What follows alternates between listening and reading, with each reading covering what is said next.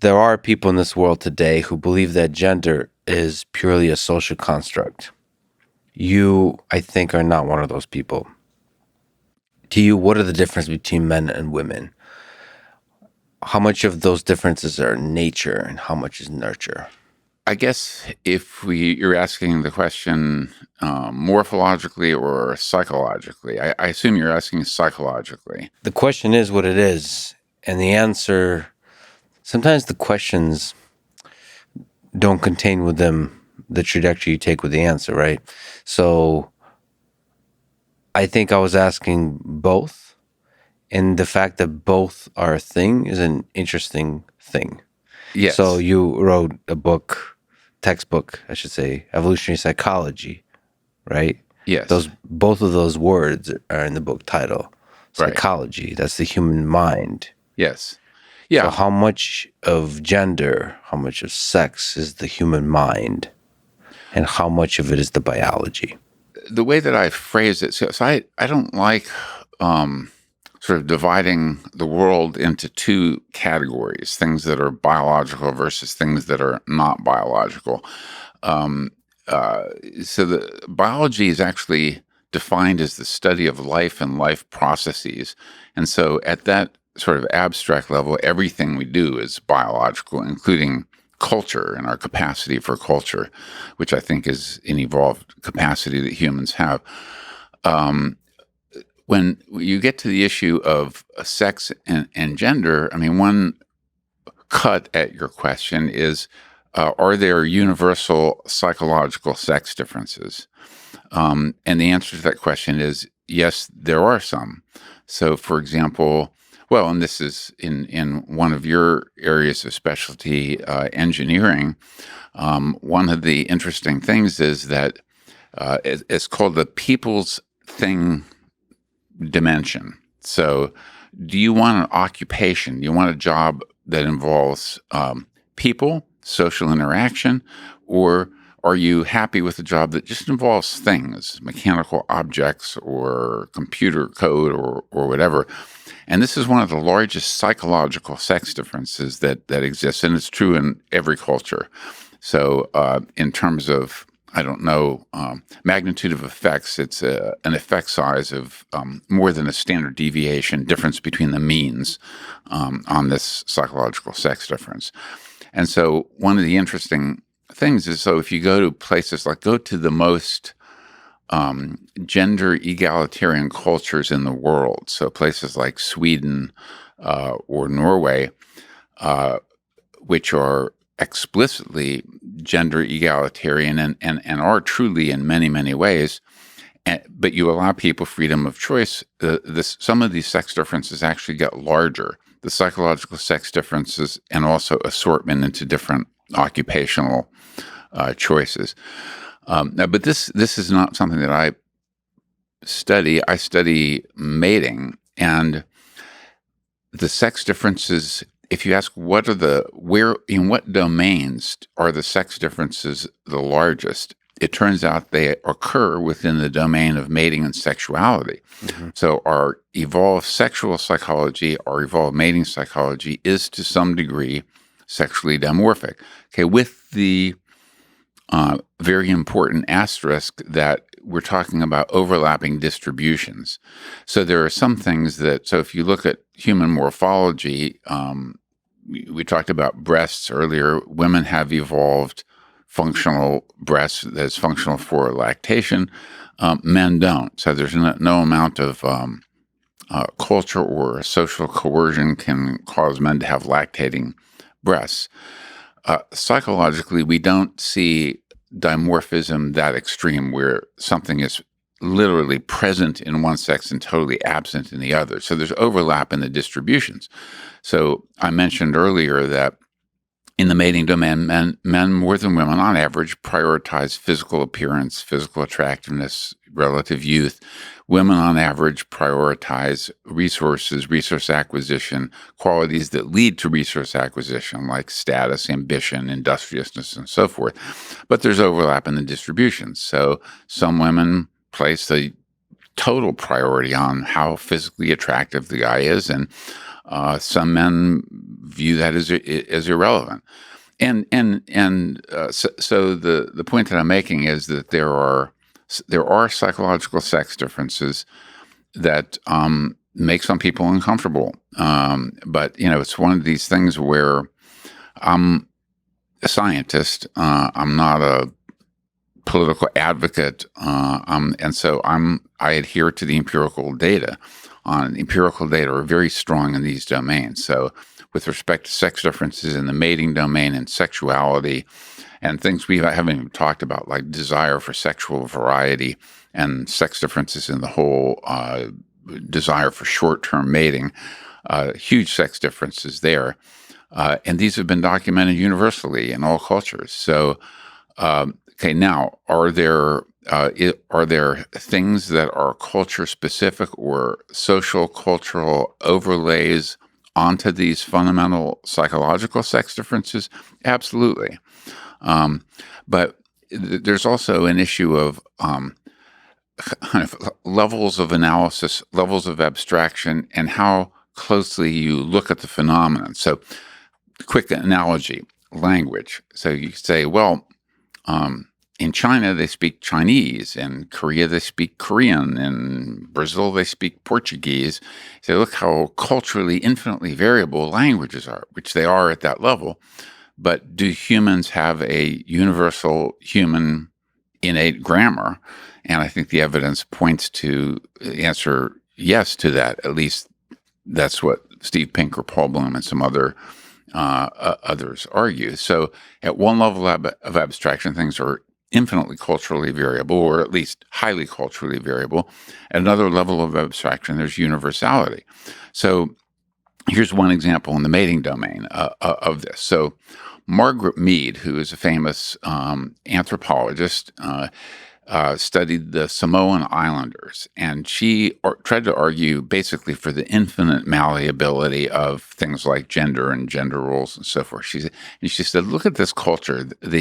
In this culture, it's the men who paint their face, whereas in Western cultures, it's the women who wear makeup and so forth. Well, it turns out if you look carefully at the culture where men paint their face, they're painting war paint on their face. They're not putting on makeup to enhance their cues to youth and cues to health. They're putting on war paint to make themselves more ferocious or to demarcate what tribe they're in, what coalition they're in. And so at sort of one level of abstraction, you could say, well, there's high cultural variability in application of face paint, but at another level, there's really a fundamental functional difference in the purpose to which the paint is applied. Yeah, and then you can abstract the paint away, and I mean, fashion in general is just magnify the characteristics that are appealing to the opposite sex. Because war paint is probably, you're magnifying the characteristics that are appealing to the other sex. So ability to gain resources, maintain resources, is status in the hierarchy, all those kinds of things. Well, that's part of it, but I think another part has to do with in that case male coalitions. So we were in a intensely. This is another unique characteristic. I don't know if you got into this with Richard Wrangham. I don't remember you talking about this, but he's written a lot about male coalitionary psychology, and humans cooperate to an extraordinary degree in forming coalitions for the purpose of competing with rival coalitions. And so you even see this with, you see it in the sports arenas with team sports, where this team wears a different uniform than that team. They have different mascot, et cetera. And so part of that is male coalitionary psychology. Well, you write again. So, returning to the textbook, now people should know you wrote a lot of incredible book that is maybe more accessible than the evolutionary psychology textbook. But the evolutionary psychology textbook is very accessible. So yes, it is extremely accessible. But that's not your thing, and on Amazon you can't. It's a pain. It's a textbook. It's not. It's a little bit more of a pain to purchase, which I did. I bought all your books. They're amazing. We'll talk about a bunch of them, but in terms of coalitions. In chapter 12 of your evolutionary psychology textbook, you write about status, prestige, and social dominance. So, how do hierarchies of status and social dominance emerge in human society? And what's the value of status in sexual selection?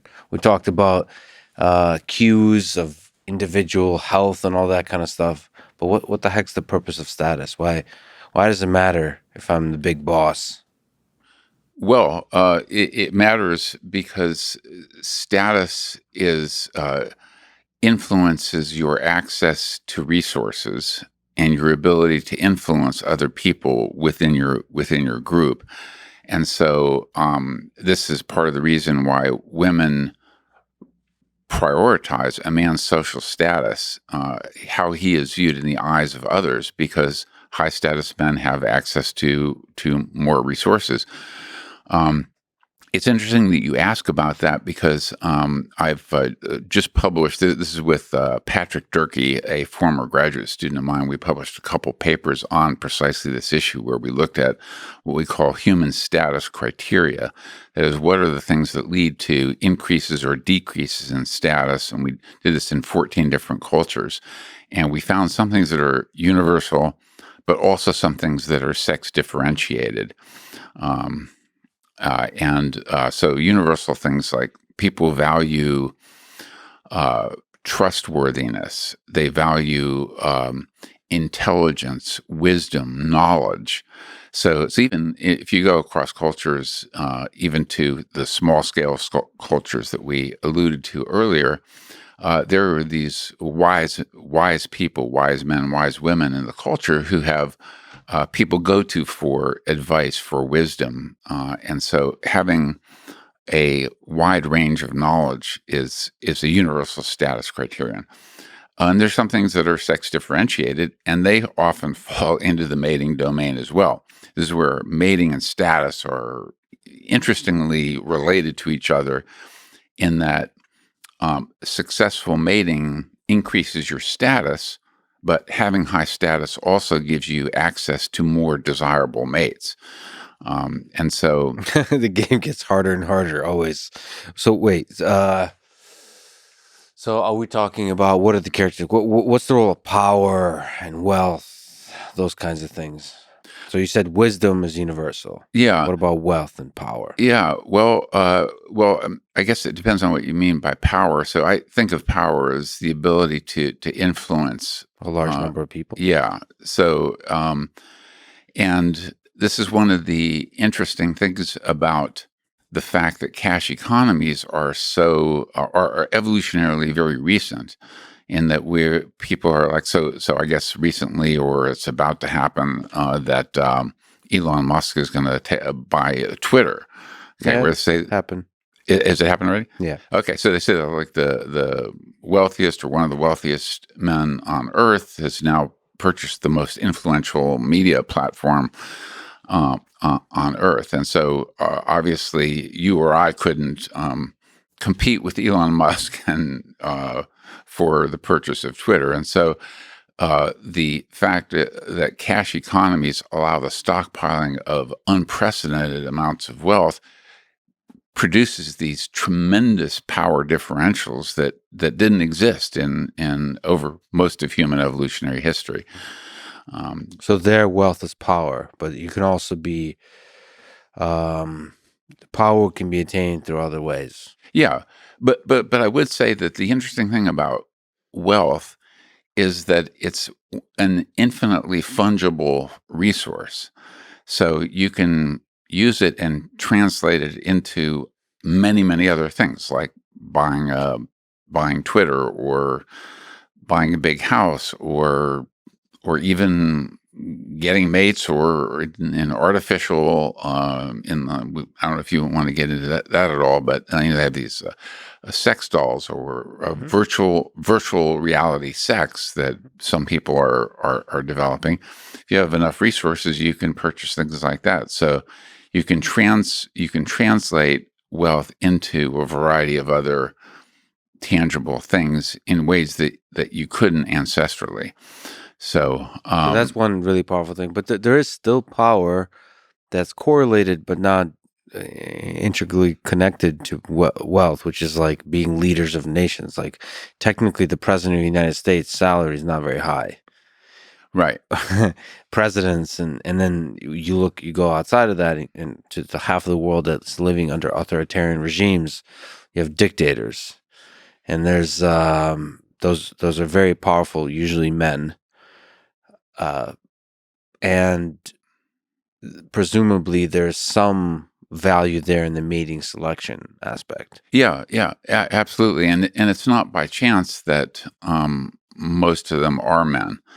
And this is going to sound strange and hopefully not offensive to people, but if you ask the question, why is it the case that men are in positions of power so much more so than women? Well, in part, it can be traced to women's mate preferences. So it's one of the sex differences that women have, over evolutionary time, preferred men who had power, status, resources, etc. And what that has done is it's created selection pressure on men to attach a high motivational priority to clawing their way up the status hierarchy. And studies of time allocation distribution show this, where men they're more willing to sacrifice their friends, their grandmother, their kin, or whatever, to claw their way up to the top of status hierarchies. Women, much less so. Women spend more effort maintaining relationships with their kin, with their friends, their friend networks, and so forth. And so, so in a way, so you could say not only are men in positions of power more than women, now you're blaming women for why they are. And it's not a matter of blame, but I think that what I just outlined is an essential part of the causal process, the coevolution of women's mate preferences with men's motivational priorities.